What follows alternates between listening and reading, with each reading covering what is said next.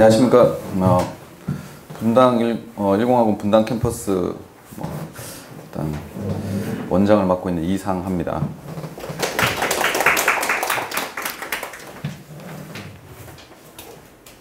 그죠?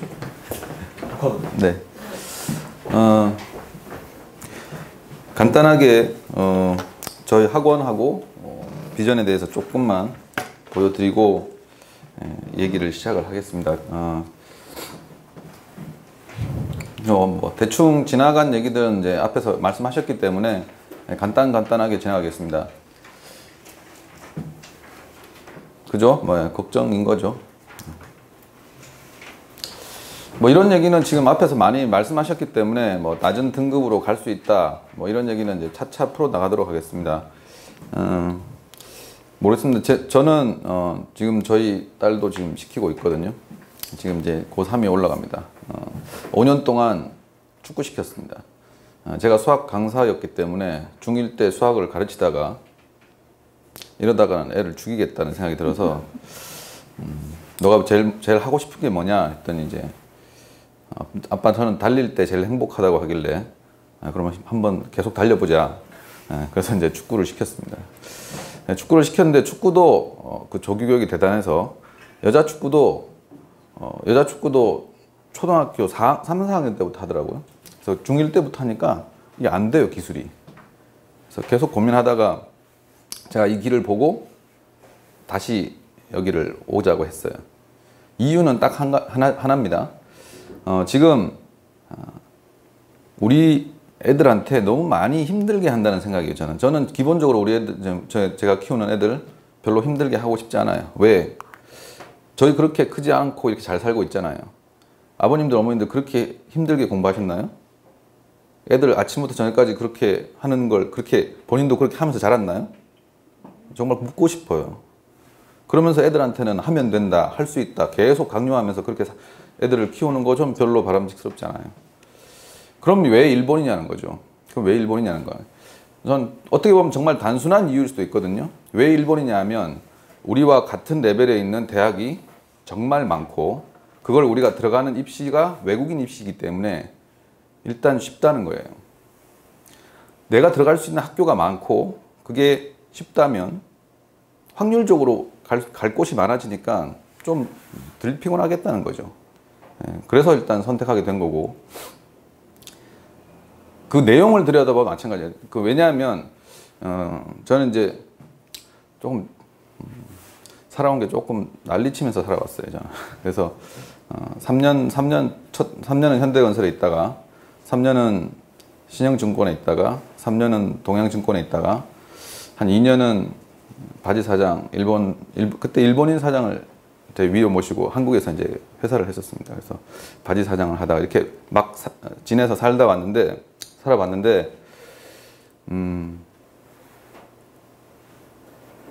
이게 이렇게 그렇게 살다 보니까 처음에 이제 그리고 마지막에 일본 사장하고 대판 싸우고 일본 대판 사장과 대판 싸우기 위해서 일본어를 배웠어요. 정말 아무것도 몰랐어요. 근데 싸우려고 하다 보니까 이제 배워야겠더라고요. 그래서 배우고 싸우고는 중국으로 갔어요. 중국으로 가서 이제 거기서 한 3년을 살았습니다. 중국은 이제 외국인, 이 말을 시작한 게 된 게 외국인 입시 중국 많이 생각하시죠, 그죠? 일본 생각하면 중국도 꼭 생각하게 돼 있어요. 근데 중국은 정말 아닌 거죠, 그죠? 왜 아니냐 하면 무조건 닫아버리면 돼요. 걔들은 잘 하다가도 하면 가야 돼요. 절대로 중국 유학은 가지 마세요. 놀러만 가시고 중국은 유학을 생각도 하지 마세요. 그냥 언어 배워서 조금 재밌게 놀다 오시면 돼요. 거기는 뭘 할 곳은 아니에요. 어쨌든 그러니까 외국인 전형이 왜 일본이 왜 괜찮았냐면 우리도 아프리카 친구들이 연대에 다니고 있으면 연대 다닌다 취급 안 하잖아요. 그렇잖아요. 외국인 전형으로 들어왔을 거니까 뭐 걔는 공부하다 가겠지라고 생각하는 거죠. 근데 지금 일본 자체는 인력이 부족한 거예요. 인력이 부족해서 첫 번째 했던 일이 뭐냐 하면 대학을 졸업한 애들을 보면 이제 우리 무역센터 같은 데 보면 옛날에는 정말 많았거든요. 대학을 졸업한 애들 데리고 일본어를 가르치고 뭐 실무적인 컴퓨터를 가르쳐서 일본에 보내는 일을 했어요. 그렇게 이제 전 세계에서 그런 애들을 받아서 일본에 취업을 했는데 일본이 그렇게 구인난에 시달리다 보니까 그렇게 사람을 모았더니 어떤 일이 벌어지냐면 기술적인 실력은 좋은데 일본어가 안 되기 때문에 계속 이제 옆에서 이렇게 왕따처럼 살다가 결국 이제 일본을 떠나게 되는 일이 생기는 거예요. 그래서 정책적으로 전환한 게 외국인들을 대학에 받아들이자예요.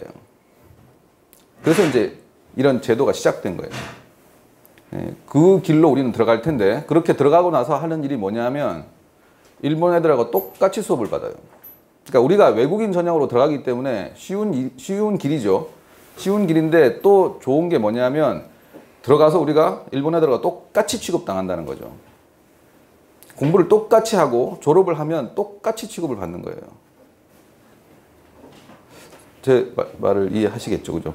외국인 전형이라서 들어가기 쉽지만 공부하고 나와서 받는 대우가 똑같다면 그냥 그럭저럭 해볼 만한 일이 아닌가 저는 그렇게 생각합니다. 어쨌든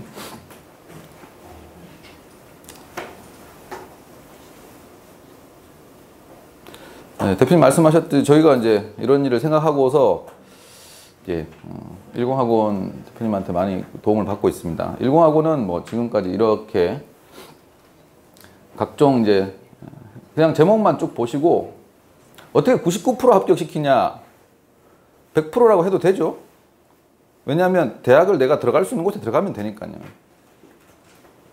그러니까 어떤 인원수에 맞춰서 그러니까 우리나라에 이제 한국 입시에 100% 합격시켰다. 뭐 그러면 뭐 지방 우수대라도 가면 되는 거니까 뭐 그렇게 보시면 되고 괜찮은 대학에 99% 합격시켰다. 아까 말씀하셨던 그런 수준의 대학에 그렇게 이해하시면 될 것 같습니다.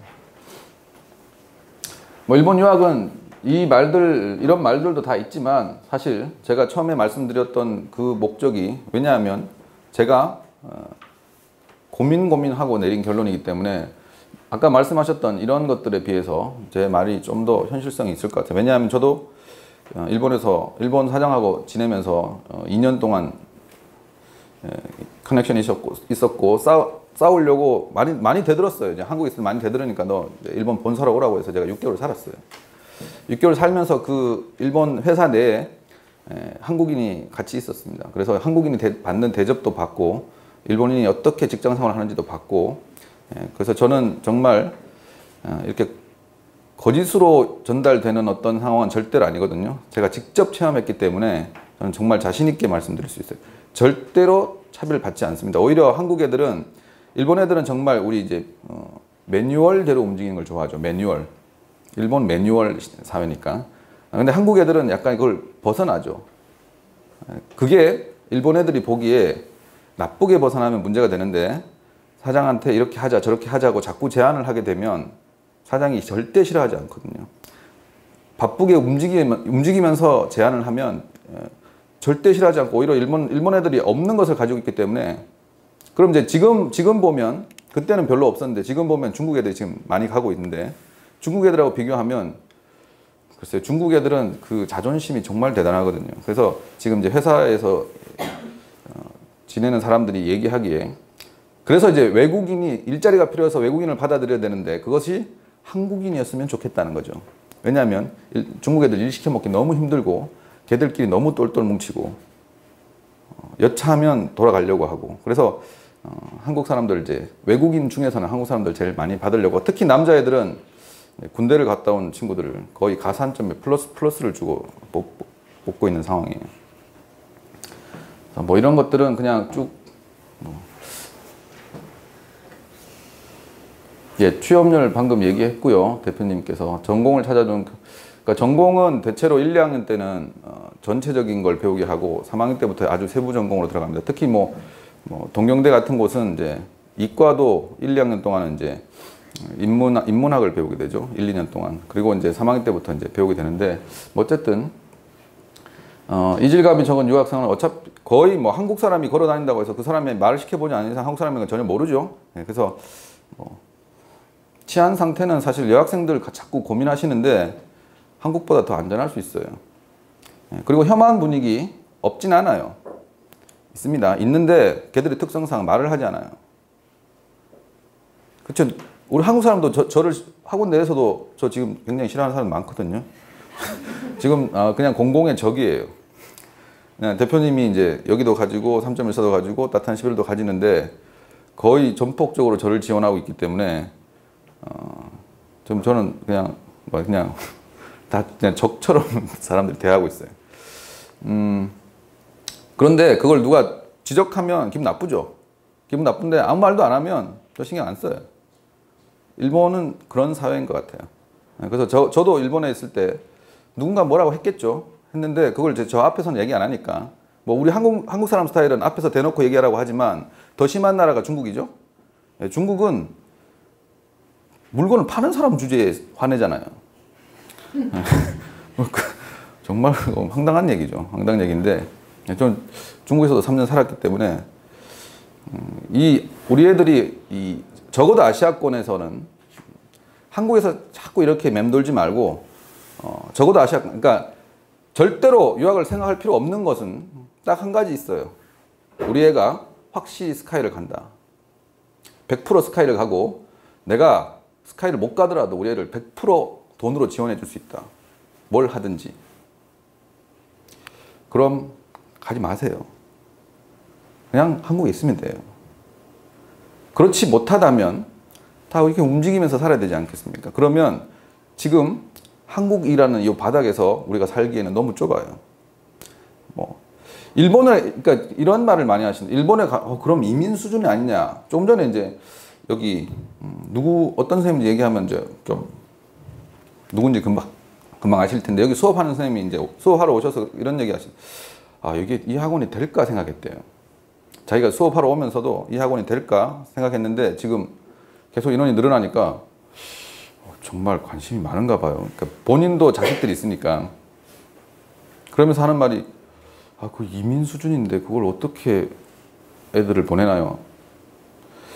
글쎄요, 그 말 뜻을 저는 잘 이제 이해도 하면서 이해를 못 하겠어요. 왜 이민이죠? 우리 애들이 왜 한국에서만 살아야 되고 일하면서 살아야 되고 왜 일본에서만 산다고 생각하죠? 일본에서 대학을 나오면 당연히 일본의 첫 직장을 가지겠죠. 그렇다고 해서 왜 계속 일본에 살아야 된다는 이유를 잘 모르겠어요. 왜 그런 생각을 가지시는지. 일본에서 찍고, 저는 아시아권 내에는 거의, 제일 좋은 코스는, 제가 생각하는 제일 좋은 코스는 일본 찍고 중국 가지 말고 석박사는 홍콩, 싱가포르, 이 정도 생각합니다. 그리고 이제 박사를 미국에서 하든지 말든지, 그럼 다음 얘기고. 그렇게 적어도 이 아시아권은 그냥 내 나라처럼 활동하면서 내가 한국 사람이면 되는 거잖아요. 아니 왜 생각이 그런지 저는 아무리 생각해도 이해를 할 수가 없어요. 이미 시대가 말로만 다들 글로벌이라고 해놓고 다 그냥 한국에 있어요. 괜찮아요. 한국에 있을 수 있어요. 확실히 내가 공무원이 되고 확실히 스카이를 갈 수 있고 100% 그러면 괜찮아요. 그다음 이 비용에 대해서 오해를 너무 많이 하시는데 이제 일공학원이 이제 공대 국비로 많이 유명하다 보니까 그 국비유학에 대해서 국비는 돈을 받으면서 다니는 거 맞습니다. 국비유학은 좀 이따 유학도 설명할 텐데 그렇지만 그냥 내가 내 돈을 내고 가는 사비유학이라는 것을 가더라도 우리나라 국립대 가는 비용과 똑같습니다. 그러니까 전혀 장학금을 받지 않고 내가 동경대를 가면 서울대를 다니는 비용 학비를 냅니다. 520만 원. 똑같이. 개요를 가면 연대를 다니는 비용 1200만 원을 내요. 그냥 학비는 한국과 똑같다고 생각하시면 돼요. 그럼 결국 이제 지역에 따른 생활비죠. 자, 그러면 실제 여기 지금 나와 있는 애들이 지금 얼마씩 쓰고 살고 있느냐 하면 한국으로부터 부모님한테 학비 정도만 지원받고 있어요. 월 한 100만 원 정도를 쓰거든요, 애들이. 그러면 1200에 국립대를 다니면 1200에 500 하면 1700, 800 정도 되죠. 그럼 걔들이 지원받는 돈은 한 500 정도 된다고 애들이 똑같이 얘기해요. 그럼 나머지 돈은 일단 첫 번째 가장 큰 게 국립대는 50%를 지원받습니다. 외국인이. 왜 지원받느냐는 처음에 말씀드렸지 지금 일자리가 부족해요. 그래서 정책적으로 국가가 지원해서 지금 외국인을 받아들이고 있는 상황이기 때문에 50%를 지원합니다. 실제로 지원받느냐 하면 지원받고 있습니다. 뭐만 아니면 학점을 그렇게 빵꾸만 안 내면 돼요. 그럼 일단 50%를 지원받고 있고, 그 외에 뭐 장학금, 뭐 이재유 장학금이 다 있습니다. 성적 우수 장학금도 학교별로 있을 거고, 뭐 그런 거 저런 거에다가 자기가 아르바이트를 하고, 그다음에 대부분 기숙사비가 제일 싼 곳이 쭈꾸바인데, 쭈꾸바는 한 달에 한국 돈으로 15만 원 정도예요. 만약에 15만 원을 한국 돈으로 지불하는 쭈꾸바에 내가 다닌다면 나머지 이제 밥값 정도인 거죠. 그러면 이제 5, 60만 원에 끊을 수 있어요. 근데 이제 다른 지역은 뭐 교토, 동경대 이런 데는 이제 학교도 워낙 오래되고 아직 이제 기숙사를 개조를 안 하다 보니까 낡았어요. 그래서 처음에는 그냥 1년 정도는 사는데 애들이 2학년 때부터는 대부분 나와서 살아요. 그래서 애들이 하는 행동은 정말 이 해외에 나가면 반어른이 되는 것 같아요. 정말 어른보다 더 어른스러워지는 것 같아요. 애들을 정말 잘 아끼고 정말 잘 살고 있어요. 그 시골에서 올라온 일본 애들하고 같이 지내요. 두 명이 같이. 한국 애들끼리 두 명이 살지 않고 시골에서 올라온 일본 애들하고 두 명이 같이 살아요. 그러면서 자기는 자연스럽게 일본어도 늘고 그렇게 살고 있어요. 그러면 보통 8, 90만 원 정도 돼요. 그 밖에 나와서 사는 이제 하숙비 같은 게. 근데 그걸 이제 둘이서 내면 이제 40 정도, 50 정도에 끊는 거죠. 그럼 나머지 50을 하면서 이제 100만 원 정도에 동경권 내에도 그렇게 살고 있습니다.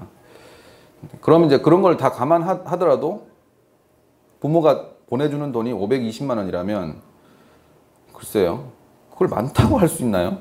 저는 뭐 그런 돈에 대해서도 정말 왔다 갔다 하는 비행기 값은 정말 어이없을 때 왔다 갔다 하면 돼요. 성수기 때 갔다 갔다 하지 마시고. 그럼 뭐 20, 30만 원, 30만 원이면 되거든요. 애들은 정말 뭐 이상한 시간 이상한 걸로 타고 와서 뭐 10만 원, 15만 원 끊기도 하는데 뭐 그건 이제 어쨌든 비용적인 측면에서 그렇고요. 방금 얘기했듯이 손수요 왕래. 특히 여학생들 부모님은 불안하니까 뜬금없이 가보고 싶은데 너무 멀면 갈 수 없죠. 근데 일본 정도면 그냥 훅 갔다 올 수도 있어요. 이 얘기부터 시작이 되는 거예요, 사실은. 이 얘기부터. 정말 저는, 저도 이제 말씀하셨던 10몇 년 동안의 회사 생활을 끝내고 수학, 머리가 너무 복잡했거든요. 머리가 너무 복잡해서, 그때 머리가 복잡해서 수학 문제를 풀었더니 다시 머리가 맑아지길래, 아, 나는 수학을 하면서 살아야겠구나라는 생각을 했어요. 그래서 수학 강사로 들어온 지 한 10년이 좀 넘었습니다. 그래서 근데 제가 정말 대표님 희망 고문이라고 하지만 저는 할 말이 없어요. 저는 이렇게 생각합니다. 지금 우리나라 애들이 학원을 다니면서 성적이 올라간다? 100% 거짓말이에요. 저희 때는 학원을 다닌 애들이 없었기 때문에 학원을 보내는 게 드물었기 때문에 학원이 가지고 있는 문제를 가지고 정보도 없었잖아요. 학원이 가지고 있는 문제만 해도 그걸 풀어보내야가 안 풀어보내야가 천지 차이가 되는 거예요. 그래서 과외시킨 효율도 있고. 근데 지금 우리 애들은 어때요? 초등학교 때부터 중학교, 고등학교 계속 학원을 보내고 있기 때문에 이미 계속 스트레스를 계속 받고 있는 상태에서 학원을 옮긴다고 해서 얘가 성적이 올라갈 가능성? 아무것도 없었어야지 얘가 바뀌죠. 계속 나는 열심히 했어요, 지금까지. 근데 학원을 옮기고 그렇다고 해서 바뀌나요?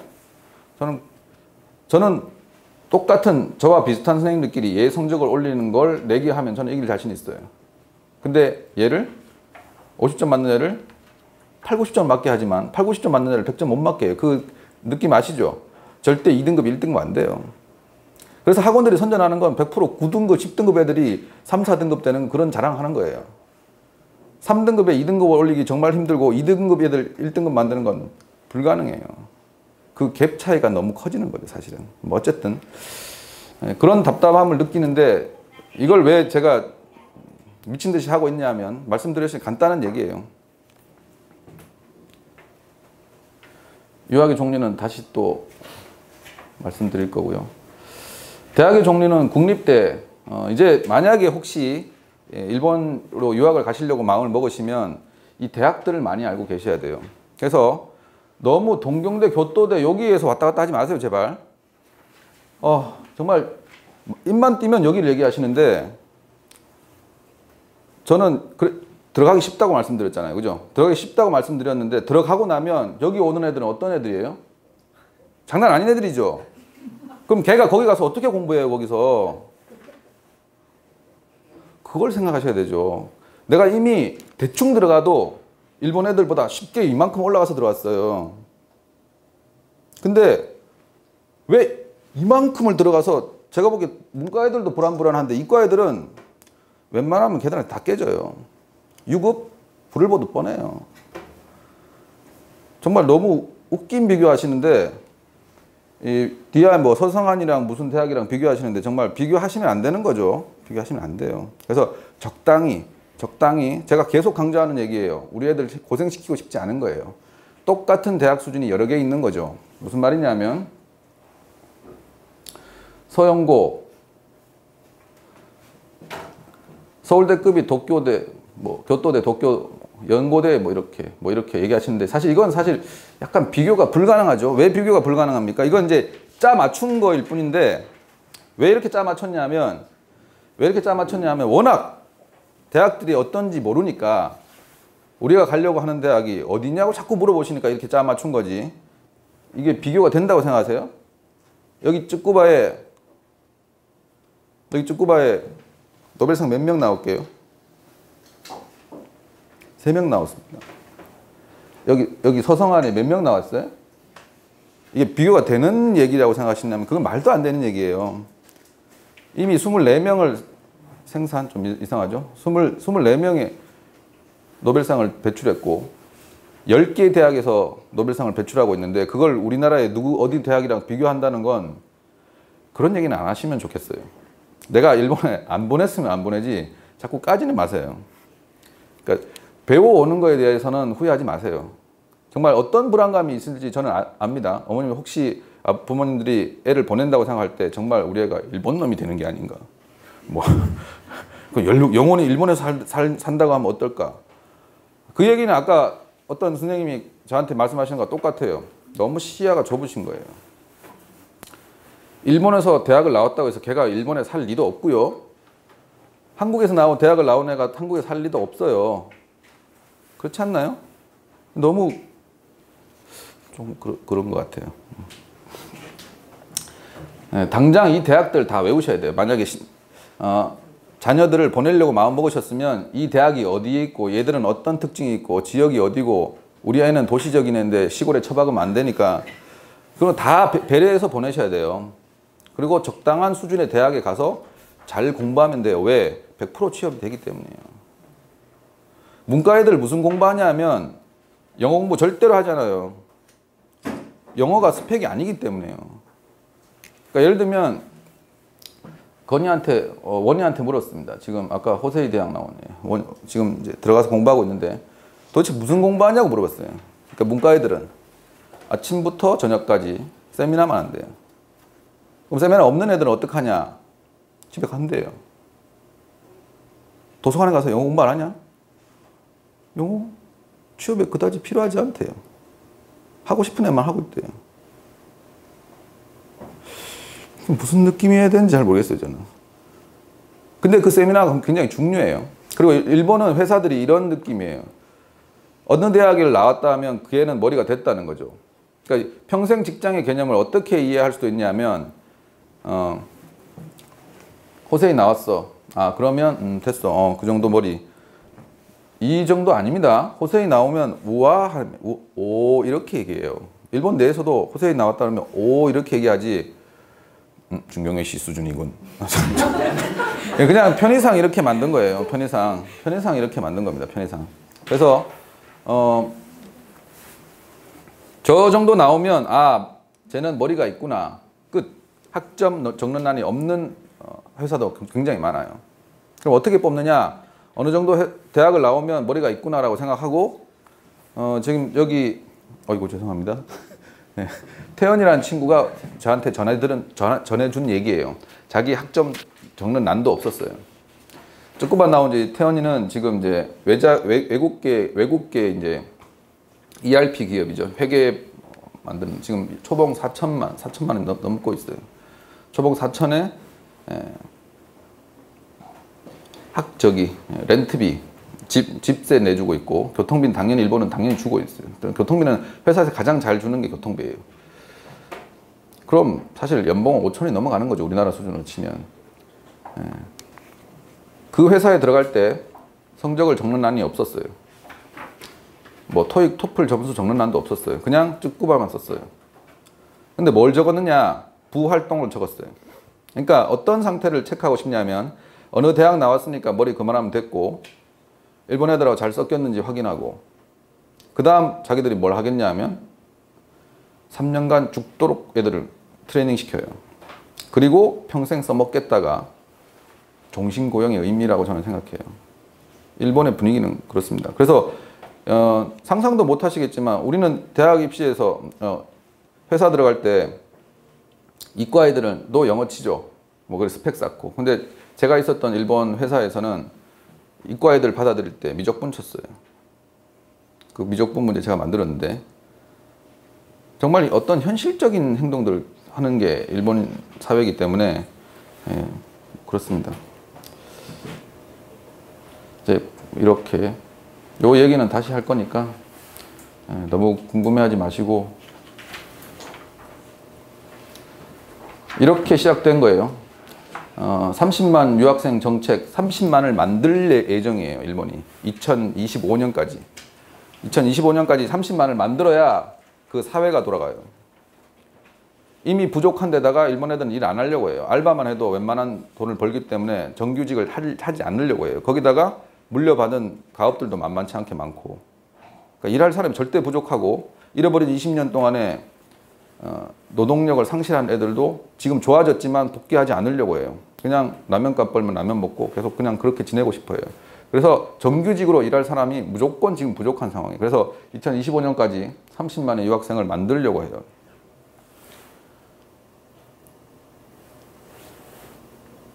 일본에 가는 애들 중에 뭐 영미권은 별로 없을 것 같아요. 뭐 이미 이 정도 가고 있다. 미국은 이만큼 가고 있다. 뭐 다 아시는 얘기니까. 방금 말씀드린 대로 학비는 한국하고 똑같다고 생각하시면 돼요. 오해하지 마시고 한국하고 똑같고 여기서 절반, 국립대는 절반, 사립대는 30%가 무조건 일단 외국인한테 장학금을 줍니다. 그러면 일단 한국보다 학비는 싼 거예요. 생활비는 이렇다고 얘기하기 힘든 게 예를 들면 도쿄 한복판에 있으면 게이오 같으면 난리 납니다. 게이오는 1년에 3천 이상 깨져요. 시나가와라고 강남 한복판에 있어요. 우리로 치면. 그래서 일단 거기랑 비교하면 안 되고 시골에 있는 국립대를 다니면 굉장히 싸죠. 뭐 이런 장학금도 있고 뭐 그렇습니다. 아르바이트는 꼭 해야 될 것 같아요. 아르바이트는 요즘 아르바이트 자리도 자꾸 중국 애들한테 밀리고 있는데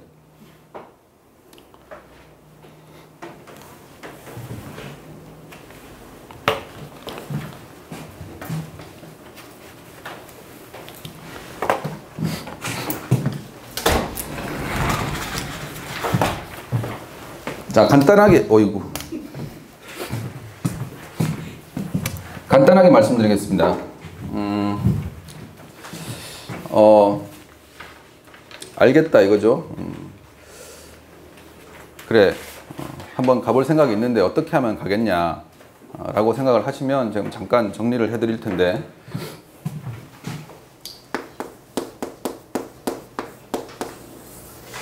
문과라면 자, 이런 말씀도 드리고 싶습니다. 사실 우리나라가 이과와 문과의 취업률에 대한 느낌은 이만하다고 느껴집니다. 이과고. 근데 일본은 이 정도 차이라고 느껴집니다. 확실히 한국보다는 훨씬 더 잘 되고 있어요. 지금 보신 애들 대부분 이제 여기 있는 애들 대부분이 문과 애들이죠. 그러니까 문과 애들이 왜 지금 많이 갔냐면 구조적으로 문과 애들이 일본 문화나 일본에 대해서 관심을 가질 확률이 높고 일단 문과는 죄송하지만 답이 하나도 없어요. 한국에서.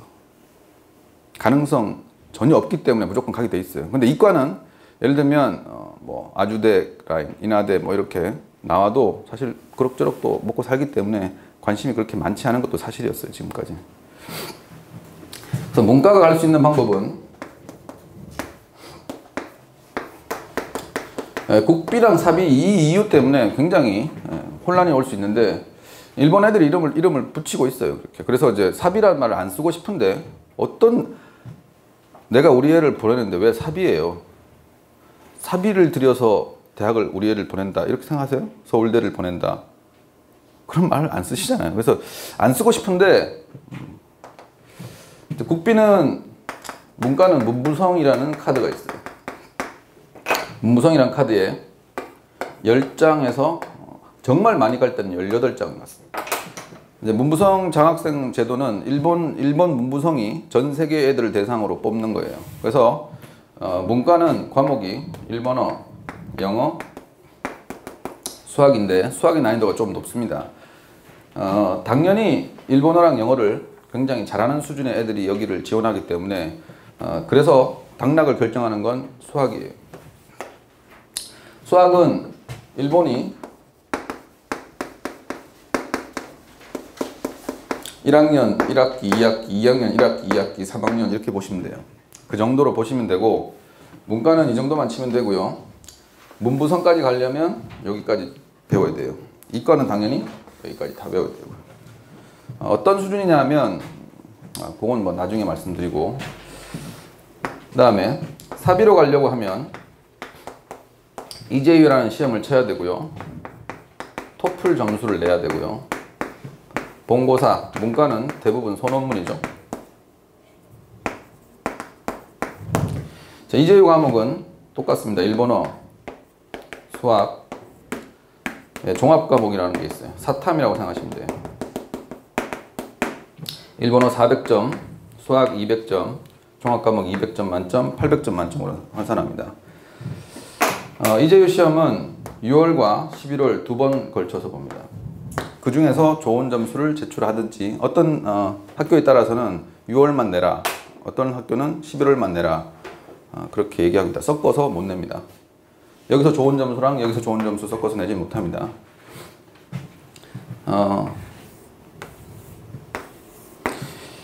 대부분 350 수준이 잘 한다고 생각하고 수학은 150 라인부터 잘한다고 생각하고 종합 과목은 이게 어렵지 않습니다. 객관식 4개 중에 찍는 건데 하나는 어이없고 하나는 웬만하면 제낄 수 있고 2개 중에 하나 찍는 거기 때문에 웬만한 애들이 이 점수가 180점대예요. 그냥 무난하게 땁니다. 헛짓만 안 하면. 그래서 이렇게 대충 모으면 600점 중반이 나오죠. 그래서 650점 정도의 라인이면 국립대 라인으로 들어옵니다. 650점 정도면 국립대 라인으로 들어옵니다. 토플은 어떠해야 되느냐? 토플은 90점이 동경대 라인이에요. 120점, IBT 토플 120점 만점에 90점 정도가 동경대 라인이고 60점부터 출발하시면 됩니다. 60점부터 국립대 라인이에요. 네, 축구바 갔던 태연이가 65점 맞았어요. 그러니까 토플 점수는 사실 그래서 아주 중요하지만 뭐 어느 정도 딸 수 있는 친구들이면 따놓고 버리는 게 제일 좋죠. 그 다음에 본고사는 소논문이니까 일본어랑 갖다 보시면 됩니다. 그래서 제가 이런 말을 처음에 아까 문이과에 대한 갭이 적다고 말씀드렸는데 그래서 한국 애들 중에 막연히 그냥 이과가 유리하다 취업에 그렇게 생각하시고 일본에 보내시면 안 돼. 저는 별로라고 생각해요. 왜냐하면 문과의 문과식 취업률이 좋기 때문에 그냥 애가 이과 성격이 아닌데도 그냥 취업이 좀 잘 될 것 같아서 그냥 보내신 분은 심각하게 고려하시면 좋겠어요. 왜냐하면 여기 일본어죠. 종합과목 사탐이니까 거의 결국 일본어를 보는 거죠. 소논문은 일본어잖아요.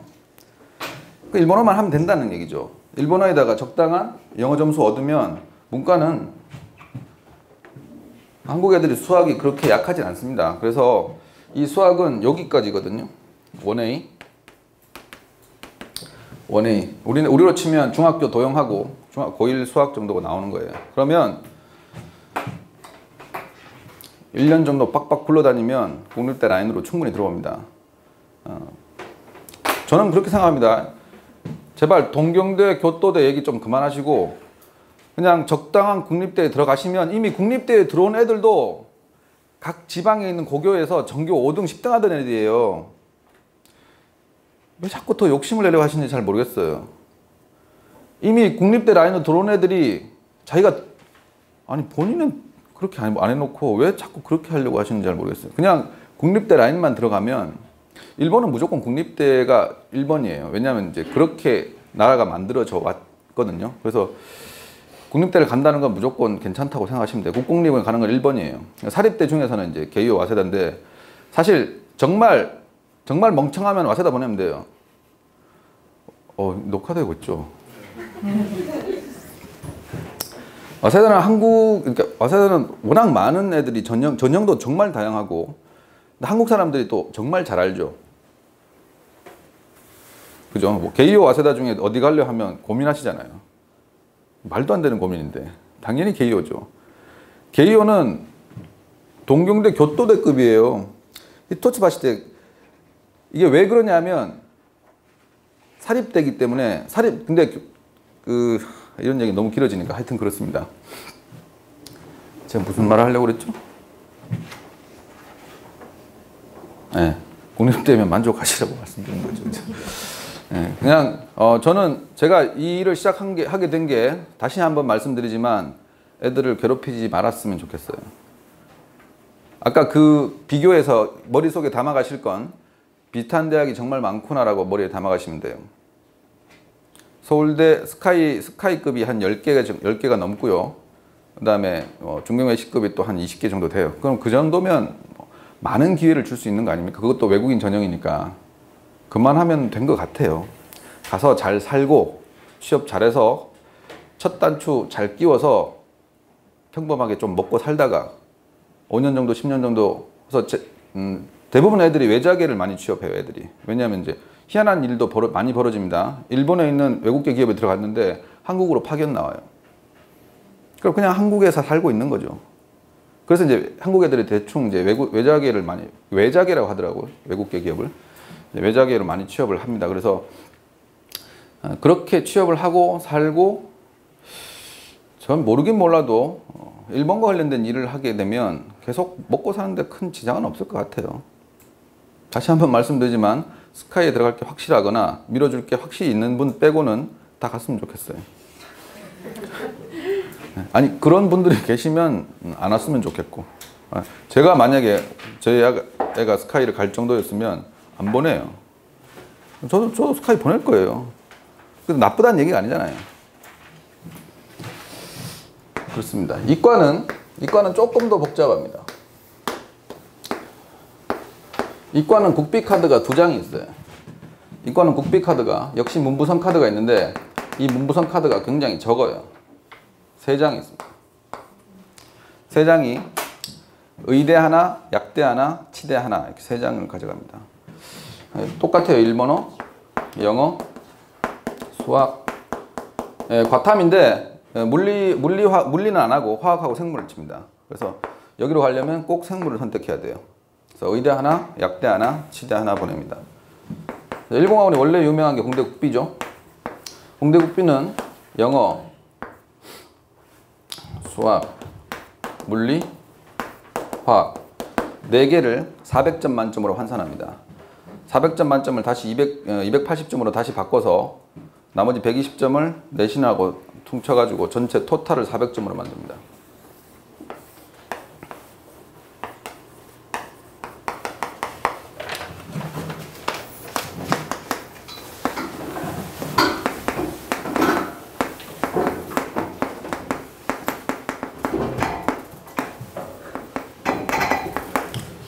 자, 이재유는 일본어, 수학, 과탐인데 물리, 화학, 생물 중에서 2개를 택합니다. 2개를 택합니다. 400점 만점이고요. 400점 만점, 200점 만점, 200점 만점입니다. 일본어는 이과 애들은 상당히 이제 언어적으로 좀 밀리죠. 언제나. 그래서 320점 라인이면 잘 쳤다 이렇게 얘기합니다. 똑같은 시험을 치거든요. 그 다음에 수학은 다른 시험을 치죠. 이것도 150점이면 잘 봤다고 합니다. 여기도 비슷해요. 특징이 약간 비슷해요. 물리화학 어렵지만 그러니까 어떤 생각을 하시면 안 되냐면 저걸 해낼까가 아니고 사실 상대적인 거거든요. 상대적인 거. 그리고 일본은 제가 수학을 계속 이제 연구하고 있지만 우리나라처럼 생각하시면 안 돼요. 깊이 있게 들어가는 게 아니고 애들 자꾸 범위 좁혀놓고 깊이 있게 들어가는 게 아니고 넓힐 때까지 넓혀요. 예를 들면 화학 같으면 대학에서 배우는 무기화학, 유기화학, 고분자 다 들어옵니다. 그러면 애들이 그걸 내가 어떻게 하냐가 아니에요. 그게 아주 얇고 단단하게 배우게 돼 있어요.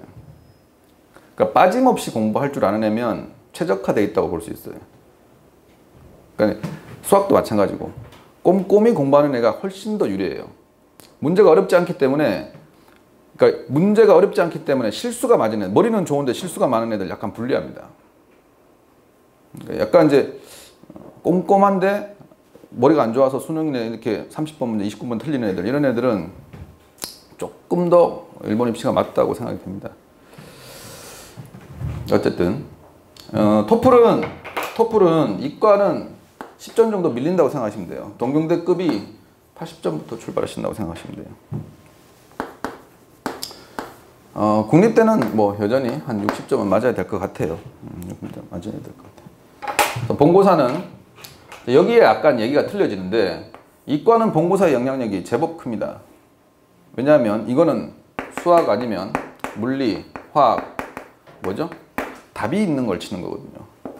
답이 있는 걸 치는 거기 때문에 결과가 뒤집어져요. 근데 여기는 보시면 소논문을 읽으면서 이거 안 되겠다. 또 꼭 떨어뜨려야겠다. 이런 생각하기는 좀 쉽지 않거든요. 그죠? 그래서 문과는 이 점수가 거의 절대적이에요. 이제 점수가 좀 잘 나오면 웬만한데 좋은데 간다라고 생각하시면 돼요. 근데 이과는 자만할 필요도 없고 포기할 필요도 없어요. 여기서 많이 뒤집어져요. 왜냐하면 이게 답이 있는 것들이잖아요. 답이 있는 거기 때문에 여기 아무리 좋은 점수를 들고 가서 여기다가 틀려버리면 점수 좀 안 좋은데 맞춰버리면 뒤집어지거든요. 자, 여기서 그럼 나는 어떻게 해야 되느냐 라는 생각을 하실 거예요. 문과는 사실 고민할 필요 없습니다. 그죠? 문과는 사실 고민할 필요 없이 여기로 가고 싶은 분들은 이미 우리의 영어 실력이 굉장히 좋다라고 느끼셔야 돼요. 그러면 여기 도전하셔야 돼요. 그 대신에 수학도 잘한다라는 느낌이 들어야 돼요. 그러면 하시면 돼요. 그렇지 않으면 제가 처음에 얘기했지만 좀 편안하게 좀 공부시켰으면 좋겠어요. 왜 또 공부를 시키면 우리 어머님들 갑자기 흥분하기 시작해. 가려면 가야지. 좀 편안하게 애들 좀 잘 살게 해주려고 이걸 선택했으면 좋겠거든요, 저는. 근데 딱 하는 순간 이거 안 돼. 이거 아니면 안 돼. 좀 안 그랬으면 좋겠어요. 제발 좀 안 그랬으면 좋겠어요. 그냥 여기서 일본어 열심히 하면 자, 저 점수를 어떻게 딸 수 있냐면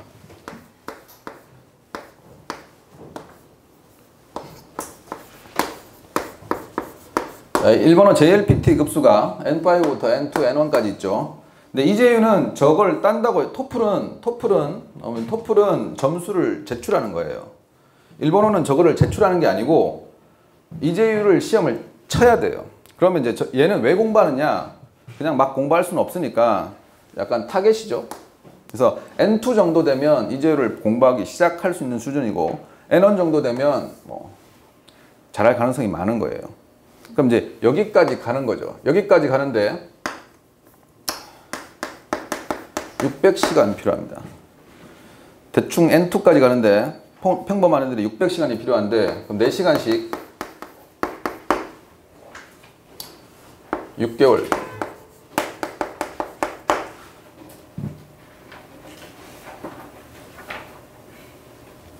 뭐 토요일은 쉰다고 하고.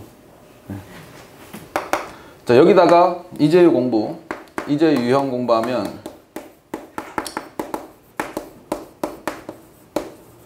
일본어는 대충 10개월의 과정을 생각합니다. 그 다음 토플은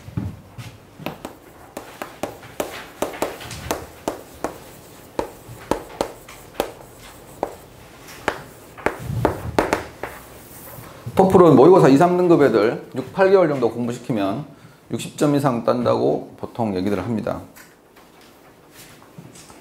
그 다음 이제 다른 기타 과목들 문과 같으면 이제 수학이나 이런 저희도 적어도 얘들은 괴롭히기 쉽지 않아요. 그래서 어떻게 수업을 하고 있냐면 첨삭을 잘 하시는 좀 우리 나이 조금 드신 여선생님 모시고 그냥 꼼꼼히 가르치고 있어요. 꼼꼼히. 정말 사실 개월로 따지면 2개월에 한 텀씩 돌아갈 정도로 쉬워요. 근데 결국 애들은 틀린 거 틀리거든요. 문과 애들은 틀린 거 틀리고 어차피 수학을 별로 안 좋아할 거기 때문에 욱훅 지나가면 결국 빵꾸투성이에요. 제가 다시 말씀드리지만 일본 공부는 구멍 내지 않고 차분히 공부시키면 되거든요. 그래서 내신 치듯이 돌아서면 중간고사, 돌아서면 기말고사가 아니에요. 6월이나 11월에 한번 딱 치면 되는 거죠. 그래서 꼼꼼히 공부를 하시면 되고, 여기서 특이한 게 하나 있죠. 찾으시겠어요?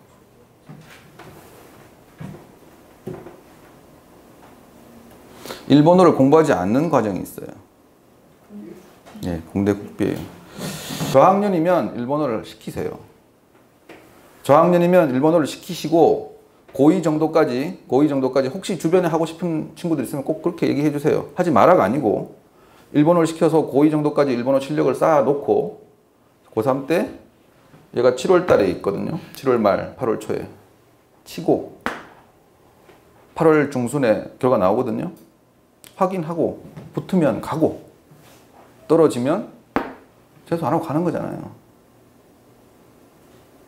상식적인 얘기 아닌가요? 제가 이상한가요? 모르겠어요. 저는 상식이라고 생각해요. 여기를 떨어지고 일본어를 공부한다는 건 제가 봤을 때는 그럴 수 있어요. 근데 그러려면 애가 자존심이 별로 없어야 돼요. 아니 처음부터 일본어를 배워서 시작을 하려면 재수도 일본어를 하고 하는 거 괜찮아요. 근데 떨어져서 일본어를 같이 하면서 타면 붙은 애들이 거기서 알바한다고 왔다 갔다 할 텐데 모르겠어요. 저 같으면 안 할 거예요. 아예 일본어를 한 상태라면 떨어지면 돌려서 끝내요. 첫 해에. 이게 지금 기회가 많아서 쉽게 가자고 하는 일인데 그걸 왜 재수를 시키죠? 저는 잘 모르겠어요. 정말 기초가 안 돼 있는 친구들은 뭐 재수를 할 수도 있죠. 한국 입시 전혀 상관없이 막 그냥 놀던 애들은.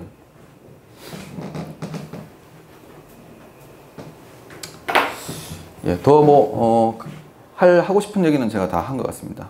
예, 그래서 만약에 마음을 먹으시면 이 얘기 한마디만 더 하고 끝내겠습니다. 이렇게 너무 일반적인 얘기만 하다 보니까 왜 우리 학원을 와야 되는지를 자랑을 좀 안 한 것 같아요. 그동안 설명회를 저희 정말 많이 했거든요. 유튜브에도 많이 뜨고 돌아다니는데 그래서 다른 데로 다 가는 것 같아요. 그래서 제가 자랑 조금만 할게요. 한 2분 정도 걸릴 것 같은데 제가 이제 이쪽에서 공부하는 걸 보니 지금 대표님이 얘기하셨던 10 본원, M사, S사 전부 어디 있죠? 강남에 있습니다. 애들이 예를 들면 일본어는 여기, 종합과목은 여기, 수학은 여기 돌아다니면 공부가 안 돼요. 이 지역이 또 어디죠?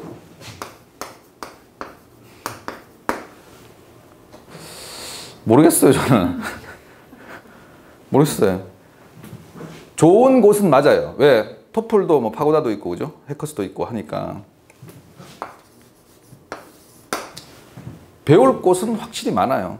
근데 뭘 보장할 수 없느냐 하면 어차피 공부잖아요. 정말 애들한테도 지금 저기 제가 거의 사감 노릇하고 있는데 그리고 뭐 악마 노릇하고 있어요. 그럼에도 불구하고 쉽게 갈 수 있는데도 불구하고 쉽게 보내고 싶진 않아요. 저는 이렇게 얘기했잖아요. 머리를 높여서 성적을 올려서 애를 보내고 싶진 않아요. 그냥 그 머리에 맞는 능력에 맞는 대학을 보내고 싶어요. 저는. 그런데 게으르게 보내고 싶진 않아요. 가면 애들하고 또 경쟁해. 제가 말씀드렸잖아요. 기본적으로 내가 갈 수 있는 곳보다 두세 단계 위에 있는 일본 애들하고 싸울 텐데 양심은 있어야죠. 좋은 곳을 가기 위한 성적을 타는 것도 마찬가지지만 양심이 있어야 되기 때문에 학습에 대한 이 습관이 들지 않은 상태로 애가 일본을 간다는 걸 좀 별로 원치 않아요. 그래서 해커스보다 좀 못한 토플을 가르치고 있고 여기 네 군데를 다니는 것보다 못한 과목을 가르치고는 있지만 애들을 움직이지 않게 가르치고 한꺼번에 다 하고 이동 시간 적게 하고 아무리 그래도 유혹에 넘어갈 가능성이 매우 높거든요. 그렇게 하지 않고 싶어요. 그래서 아마 이재유 쪽에서는 사비유학 쪽에서는 또는 사비유학이라고 말하고 싶진 않아요. 저는 정말 일본어를 가르쳐서 다치게 해주고 싶어요. 가리고 싶지 않아요. 일본 유학을 보내고 싶은 거지 이걸 보내고 싶다 이걸 보내고 싶다는 생각이 절대 아니에요. 그러려면 웬만한 공부량이 나와야 되고 움직이지 않았으면 좋겠어요. 그래서 아마 거의 최초일 것 같아요. 이거는 이제 윈터가 많이 진행됐는데 저희는 이거 다 합쳐서 지금 윈터를 하고 있어요. 애들을 움직이지 않게 가르치게 하는 데는 아마 국내에 유일할 것 같아요. 자랑 좀 했습니다. 차이점은 그거라고 생각합니다. 감사합니다.